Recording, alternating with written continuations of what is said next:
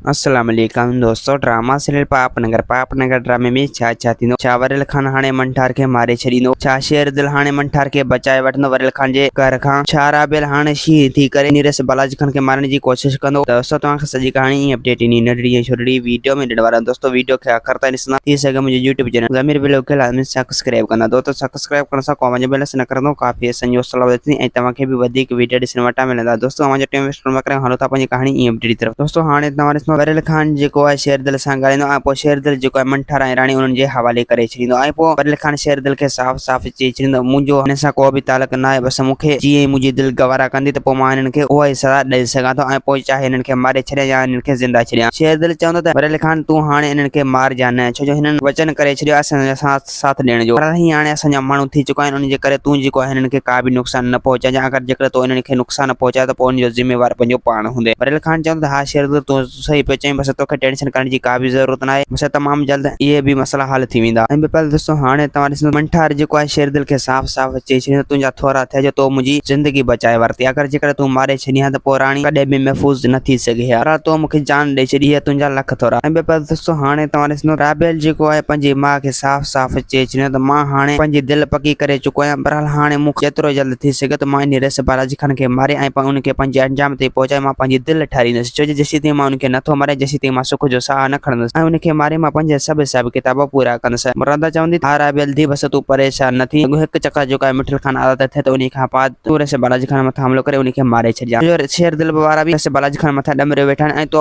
उन्हनि सां गॾु थी करे पोइ रेस बालाजी खान खे मारण में आसानी थी वेंदी। राबेल चवंदो त हा मुरादा तूं सही पियो चवीं। ऐं मुरादा जेको आहे राबेल खे साफ़ साफ़ चई छॾींदो तोखे हाणे मल्हार सां मुंहुं मोड़ण न घुरिजे, छो जो मल्हार बि तुंहिंजो मसत आहे ऐं हू तुंहिंजो दिलि आहे। अगरि जेकर तूं उनजी मिठल जी दिलि ॾुखाईंदे त पोइ हू बि परेशान थी वेंदो। दोस्तों उमीद है कहाणी खे पसंदि असांखे ॾींदा हाणे जा त वरी तव्हां सां मिलंदासीं कॾहिं वीडियो में। जेसीं ताईं पंहिंजो ख़्यालु रखना। खुदा हाफ़िज़।